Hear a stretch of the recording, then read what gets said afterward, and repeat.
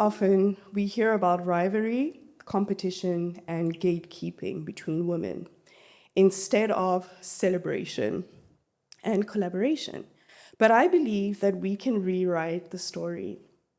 In this episode, I'm joined by two incredible women in business to unpack their journeys, talk about the challenges they faced, and explore how we can shift from competition to community. Welcome to Women Building Women. I am your host, Samantha Letshedi, and this episode is titled Boss Babes in Business. Woo!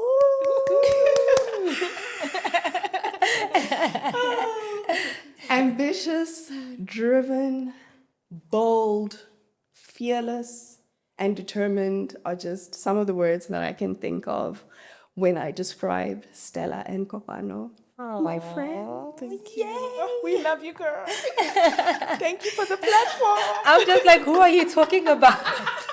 Is that me? Maybe she's talking about Kopano. Lily Popeye. Oh my gosh. So I usually introduce my guests, usually give a sweet, heartfelt intro, and they're like, oh my gosh, Sam, what a great intro. But this time, in the words of Adele, turning tables, I'm going to flip the script to give you guys the mic to introduce yourselves.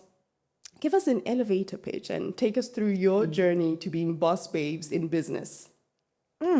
Okay. Hi, everyone. Hi, women.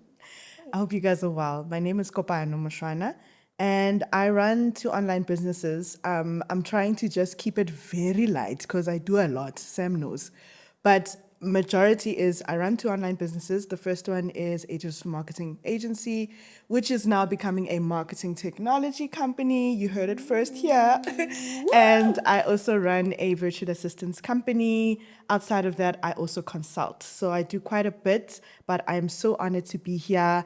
And I'm so glad that, I have a platform to continuously tell my story and inspire other women. And I hope you guys get to learn a thing or two from me today. Thank you. Yay! I hate this question. I hate it because I don't like talking about myself. But hi, everybody. I am a model. I'm an entrepreneur. I'm a boss babe. Yes. A boss babe in business. I run quite a few businesses.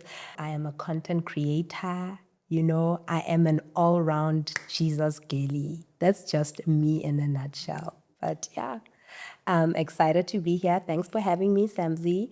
And I can't wait to share with you guys my journey and my story. Oh, welcome, ladies. Yeah. So what's one challenge you faced early in your career that you wish other women knew so that they could learn from it rather than compete? Personally, I would say, having started my business with little to like no resources, it was very difficult to get by. My fashion business started because of my passion for fashion, and people would see the clothes that I like and they would be like, oh yes, that I'm wearing. They would be like, oh, I like this, please make this for me. And then I started making stuff. But now I started realizing that there was a lot of demand, but I can't bring in the supply, because there's only one of me. And being in business, a small business, you have to be everything. Or IT, marketing, seamstress, all of it. So that was very difficult to navigate. It made me actually start hating the process. I started not really liking my business. But the truth of the matter is that it actually does get better. It does get better. You end up finding your way. You start finding your balance, and you start figuring it out as you go. It's what I've learned is that it's okay to keep falling and rising, failing and trying again, trying different things, trying different businesses, and you'll find your way. That's just me. Absolutely. Yeah. So I definitely want to also agree with you on that, Stella. But I think also, just like with regards to women rights, the biggest challenge as well is just allowing yourself to be a woman in business. Ne? I know business, when we think of business, we're thinking men, we're thinking, it's a very patriarchal system. You need to show up like a bulldog, you need to be all of this. But really, I think we don't necessarily have to do that. We can lead with empathy, we can lead with softness, we can lead with who we are as women. Right? And for me, I think the challenge when I was starting out was actually, funny enough, ageism. Like because I started young. I started KPRM when I was 21. And at the time, I mean, you can only imagine I'm telling clients that are like significantly older than me about what they need to be doing, etc. And they never really trusted me quite easily because they're like, you're very young, even though I was capable, right? So there was that. And then also I am a Black woman, Black female. So then that was another layer, towards it. But I think the biggest thing is with these challenges, I want women to take them and also realize that it doesn't define you at all.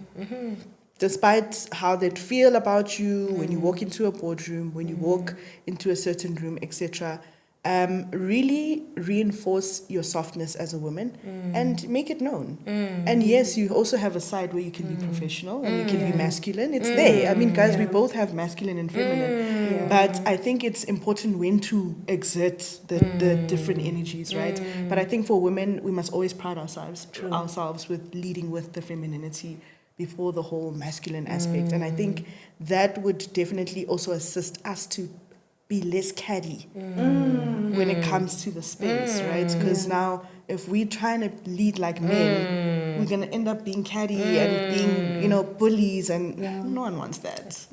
Exactly.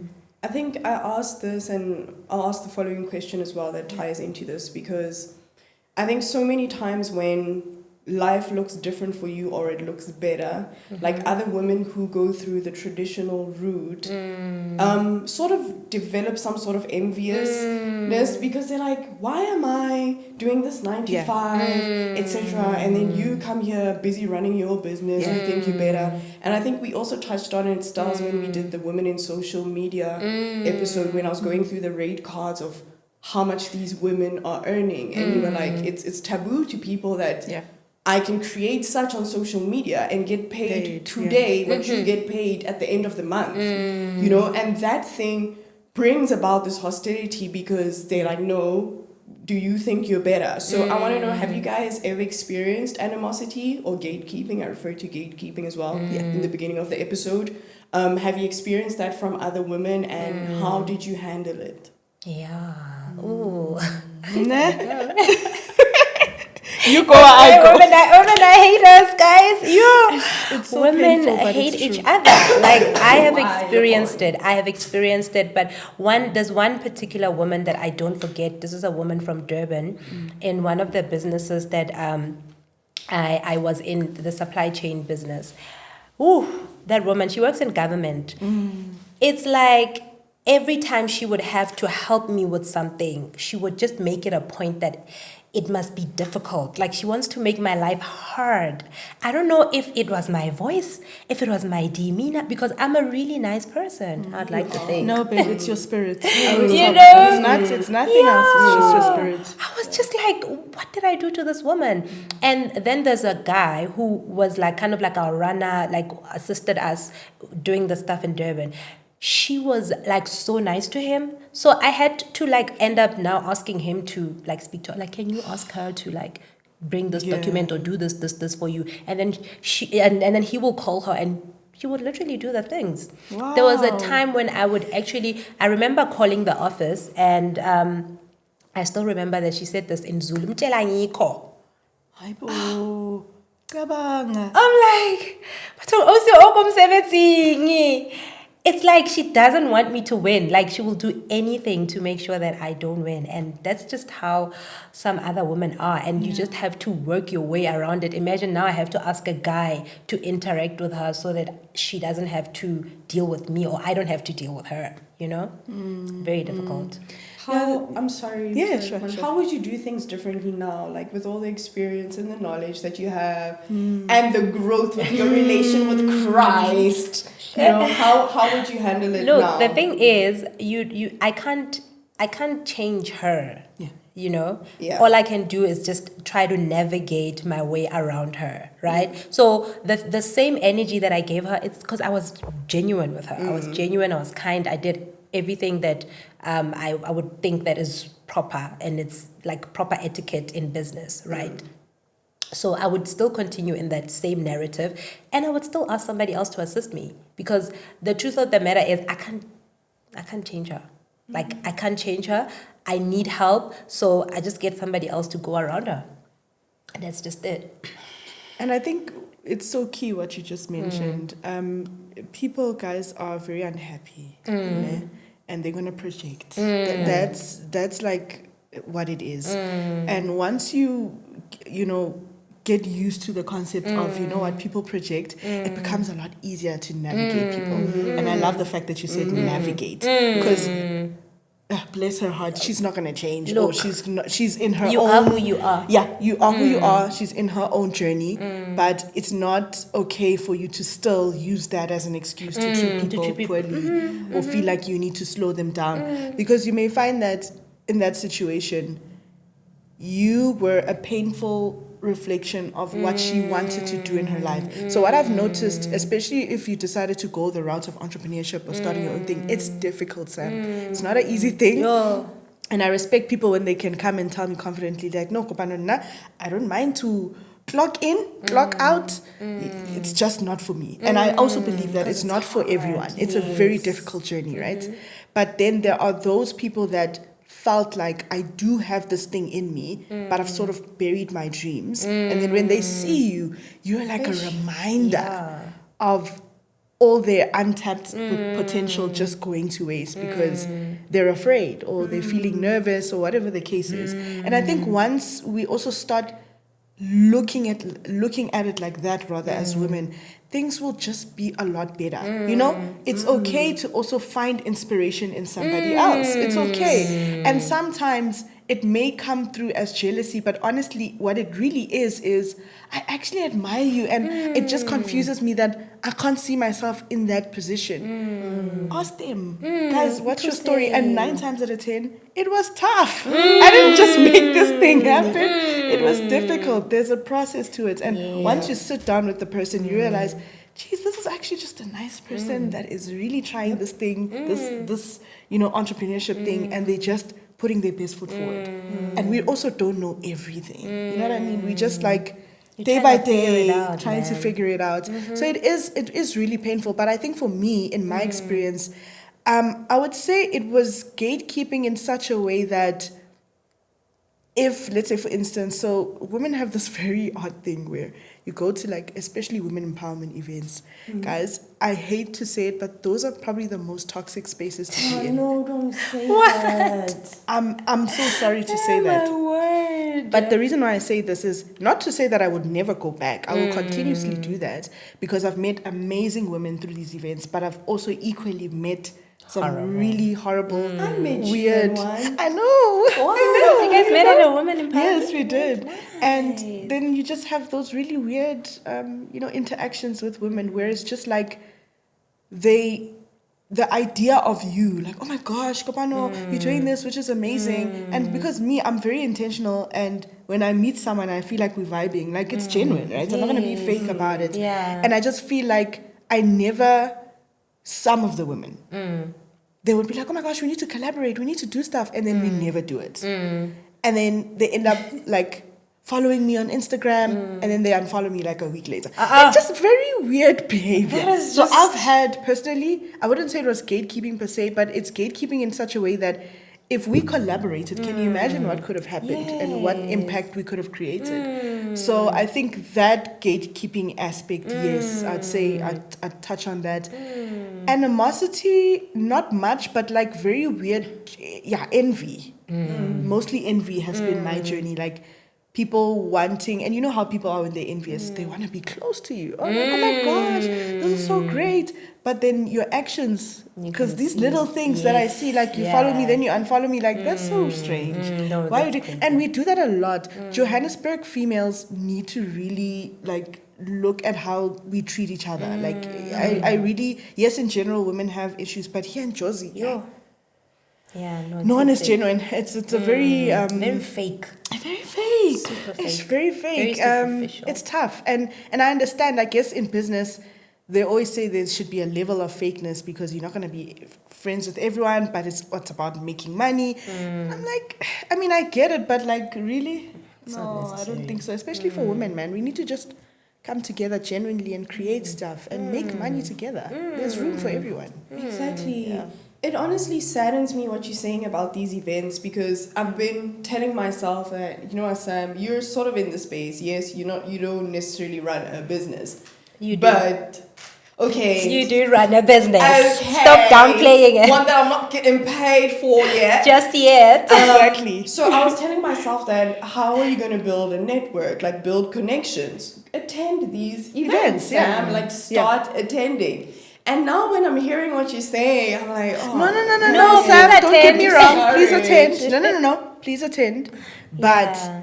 remember, the topic is about what you just asked Yeah, around the animosity, etc. So this was my experience that I've observed. But like I said, equally, I've also met incredible women. So please, just think about that. Okay. You Just might think meet about another that. Kopano. Exactly, or Yes, Stella, actually, exactly, yes, exactly, yes. exactly. Yeah. Okay. Yeah. That makes sense. Okay, guys, I'm gonna turn back to animosity. I mean, that's the whole objective of this Yeah. podcast, right? Why do you think it can feel hard for women to celebrate each other? And I think you guys have sort of touched on it, but I don't know if you want to elaborate further or if there's any other points to share. I mean, that's why. Niggas are getting jealous. But I think for me, the way we have been raised as young girls, females, etc., we were taught to compete against one another. Think about it. Society, in the home, you need to know how to do this, you need to know how to do that, etc., etc. And when all of us collectively are experiencing rather the same thing, when we go out there, we're going to, sometimes it's even unconscious, you're competing with somebody else. You get into a room of women, many women, and I kid you not, if you are good looking, sweet, you know yourself, like, you know, Confident in oh, yourself. you're gonna get some, yes, some caddies coming out, some underlining, you know, neck rolls, Yes. you know, rolling of the eyes, and you're just like, sizing up. but like sizing up, Yo. sizing Yay. up, guys. That one is a big one. Oh They're just my like, gosh, it's a big one, and it's just like, guys, no. But that's because we were taught to always be high performing. You must do this. You must be like this. You must show up like that, etc. And unfortunately, because of upbringing and also societal pressures, I really think really forced women to now compete. And it's very unconscious most of the time. And some, yes, they know that they're competing with you. And what's so painful is that usually the competing is for the male gaze. Oh, It's painful. give a shima. Boring. Decent man, y'all. Oh Lord. Center Repeat. Yo, you know, Kopano touched on Yeah. like having that strength, like being that boss babe, Yes. but still having that nurturing type of nature. So how do you Yeah. balance being strong and assertive in business while also staying authentic and vulnerable with other women? Yeah, I'll say it was a very difficult one for me to navigate because I'm naturally a very kind and sweet person. So in the beginning, I would get a lot of punches because there's some instances where you need to be assertive, you know? So I had to learn that skill. And I made a lot of mistakes, like getting into business with friends, you know, who then like would just now think that they are bringing the friendship into the business. And I'm just like, oh, see, bring the money. Tlisa tjhelete. You know? So I really had to learn that skill and try to balance it nicely. That, you know what, it's okay to be kind, but it's also okay to have that moment where you're just like, no, like you can't do this. Have those boundaries, you know? So I've learned that skill, and it's working quite well for me now. I'm able to stand up for myself and say like, no, yeah, Because it is required. very That much. level Very of much. Assertiveness. assertiveness, there we go. That level of assertiveness is so important when it comes to business, because at the end of the day, you are running a business. You need people to respect you. You need people to know that there's boundaries. You need to know, people just need to know that, okay, we cannot necessarily F with this honey, because she about her paper and she about, you know, the business, etc. But I think for me, I really love leading with empathy. That's my leadership style. Leading with empathy, leading with compassion, but I'm also very focused, I'm ambitious, and I'm determined. So, Ooh, I described y'all. you did. Oh, you did, girl, you did. But I think, like you're saying, I love the fact that you said that inherently you're a sweet person. That's me as well. Growing up, I was very sensitive. I was the crybaby of the family, still is. But I'm a crybaby thug. I love it. So I was always the sensitive one, but yet somehow also the strongest. And now that I'm older and running the business, I mean, even when I have conversations with my brother, he's just like, you know, sometimes I'm in awe of you, because growing up you were this, you know, sweet, sensitive, friendly one, and now I'm just seeing this boldness, this boss babe. Yes. And I'm like, yeah, we can coexist. Yeah. You know? We can coexist. There's space for but the it both is of y'all. different, right? Because inherently, if I'm like this, but I need to also still show up in that way. It's so important to find that balance. But it's a bit of a challenge. But I think for me, what has helped me a lot is, guys, like, God has really blessed me with a good support system all around. Even like in business, I've managed to attract clients that are just nice people. Yes, I've had difficult clients before, but overall, I can't say it was like so bad, where now I had to sort of totally get into my masculine and like be this person. So I'm really grateful for the environments as well that allowed me to find that sweet spot of balancing the whole being, you know, sensitive, vulnerable, but also still being professional. And I think for other women as well in interactions, I always lead with empathy, guys, like, especially with women.